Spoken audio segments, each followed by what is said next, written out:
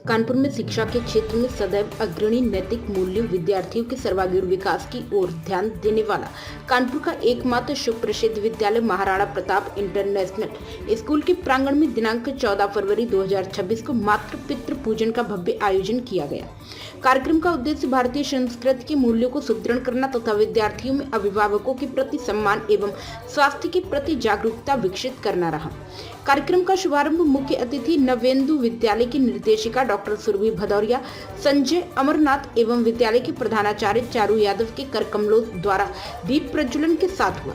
स्वागत भाषण में विद्यालय प्रशासन द्वारा मातृपितृ सम्मान की परंपरा के महत्व पर प्रकाश डाला गया। विद्यार्थियों द्वारा प्रस्तुत मधुर गीत एवं अभिभावकों के महत्व पर आधारित हिंदी भाषा ने सभी उपस्थित जनों को भाव विभोर कर दिया। इसके उपरांत विद्यार्थियों द्वारा अपने अभिभावकों का सम्मान समारोह आयोजित किया गया, जिसमें चरण वंदन, तिलक, माल्यार्पण एवं मिष्ठान वितरण की रस्में अत्यंत श्रद्धा एवं आदर के साथ संपन्न हुई। पूजन की शुरुआत शंखनाद एवं मंत्रोच्चार के साथ नवेंदु के मार्गदर्शन में संपन्न हुई। कार्यक्रम के दौरान थाली सज्जा गतिविधि के विजेताओं की घोषणा की गई। विद्यार्थियों द्वारा प्रस्तुत योग प्रदर्शन ने फिटनेस एवं स्वास्थ्य के प्रति जागरूकता का संदेश दिया। मातृ पितृ आरती के माध्यम से भारतीय संस्कृति की गरिमा का अनुपम दृश्य प्रस्तुत हुआ। इस अवसर पर बच्चों एवं अभिभावकों की शारीरिक मजबूती बनाए रखने के लिए स्कूल की निदेशिका जी ने ओपन फिटनेस सेंटर का उपहार दिया। मुख्य अतिथि के प्रेरणादायक संबोधन के पश्चात फीता काटकर विद्यालय के नवीन फिटनेस सेंटर का उद्घाटन किया गया। उद्घाटन के उपरांत उपस्थित अतिथियों एवं अभिभावकों को फिटनेस सेंटर का प्रदर्शन कराया गया। यह आयोजन न केवल भारतीय संस्कारों के संवर्धन का प्रतीक रहा, बल्कि विद्यार्थियों के सर्वांगीण विकास की दिशा में विद्यालय की प्रतिबद्धता को भी दर्शाता है। कार्यक्रम में अभिभावकों एवं अतिथियों की गरिमामय उपस्थिति ने आयोजन को अत्यंत सफल एवं यादगार बना दिया। मैम, परिचय देते हो जो आज स्कूल में कार्यक्रम हो रहा है और चीफ गेस्ट कौन है स्कूल का, अपने दीजिए। मैं सुरभि भदौरिया, निदेशिका प्रताप इंटरनेशनल स्कूल की। महाराणा प्रताप ग्रुप द्वारा संचालित ये स्कूल सीबीएसई का क्लास 12 तक है और आज हम मातृ पितृ वंदन का कार्यक्रम सेलिब्रेट कर रहे हैं। और इस कार्यक्रम के मुख्य अतिथि के रूप में संजय जी भाई साहब ने आज मुख्य अतिथि के रूप में आना स्वीकार करा। हम सब बहुत सौभाग्यशाली हैं और बाहर 100 पेरेंट्स और 100 बच्चों का आज हम वंदन का एक नज़ारा देखेंगे।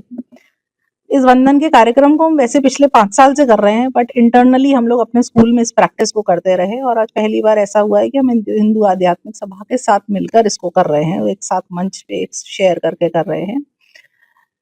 मेरा इसके पीछे जो ध्येय है, मैं स्कूल में जो एक विचार और स्कूल में जो एक कहते हैं ना आचार विचार और एक सोच डालने की बात ये है कि आज वैसे तो 14 फरवरी है, बहुत सारे चैनल्स पे, बहुत सारे पूरे विश्व में इसको वैलेंटाइंस डे के तौर पर देखा जाता है।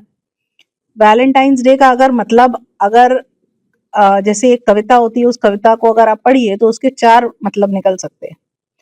तो पूरे वेस्टर्न देशों के हिसाब से उसका मतलब निकलता है प्रेम का, जिसको लोगों ने बड़ा बिगाड़ कर और बड़े दूसरे रूप में रख दिया, जो हमारी भारतीय सोच से अलाइन नहीं होता।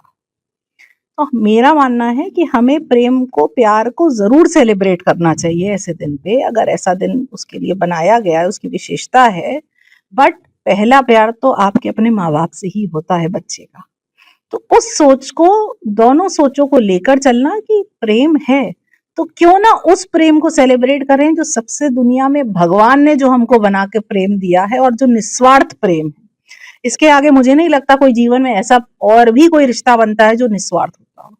माँ बाप और बच्चे का जो रिश्ता होता है वो एक निस्वार्थ प्रेम का रिश्ता होता है। उसी को आज हम सेलिब्रेट करते हैं और इसी को मानते हुए माता पिता का पूजन करने में मैं मानती हूँ कि बच्चा अपने आप को बहुत सौभाग्यशाली महसूस करता है और माँ बाप के को भी एक अंदर से एक जो उसकी थैंकफुलनेस है, जो उसको लगता है कि आज अगर मैंने कुछ सिखाया है तो आज ये मेरा बच्चा मेरे सामने आज इस लायक बनाया है कि आज ये मेरा वंदन कर रहा है। तो कहीं ना कहीं हमारे अपने संस्कार, हमारी अपनी भारतीयता को जिंदा रखने के लिए, जिंदा तो नहीं सही वर्ड है उसके लिए, मतलब उसको आगे बढ़ाने के लिए पीढ़ी दर पीढ़ी कहीं वो डिमिनिश जो होने की स्थिति में आ रहा है। बट मुझे लगता है कि बहुत सारे ऐसे ऑर्गेनाइजेशन हैं जिसमें एक राष्ट्रीय स्वयंसेवक संघ भी बहुत बड़ा काम कर रहा है और ऐसे बहुत सारी उसकी शाखाएं भी हैं जो इस पर लगातार जड़ों में उसके जाकर काम कर रही हैं। तो मुझे लगता है कि हम एज अ स्कूल इतना तो कर ही सकते हैं।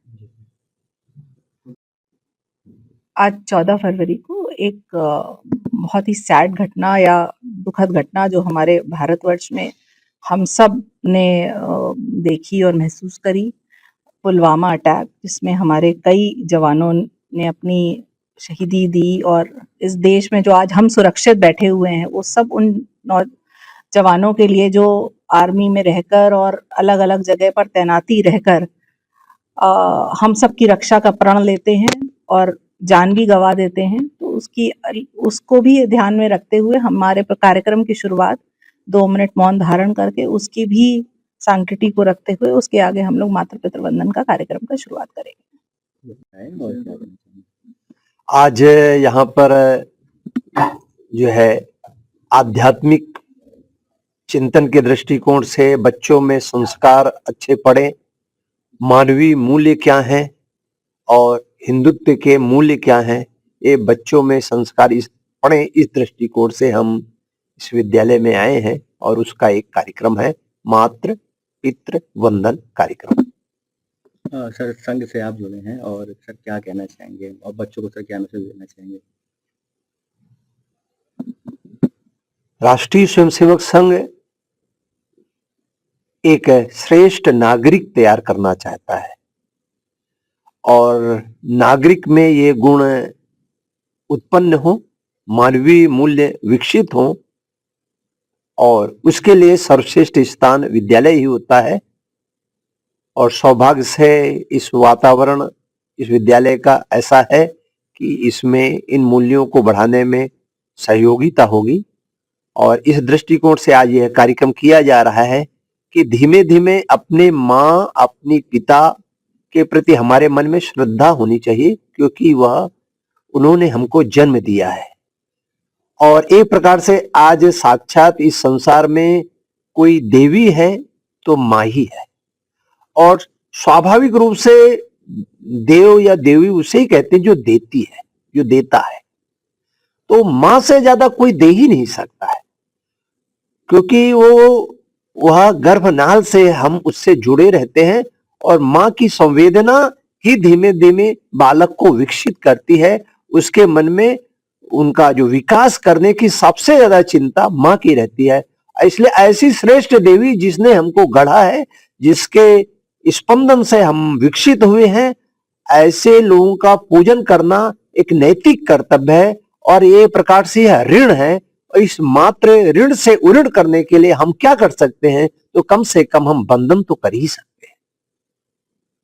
प्राइम संदेश न्यूज से संवाददाता मयंक सैनी की रिपोर्ट।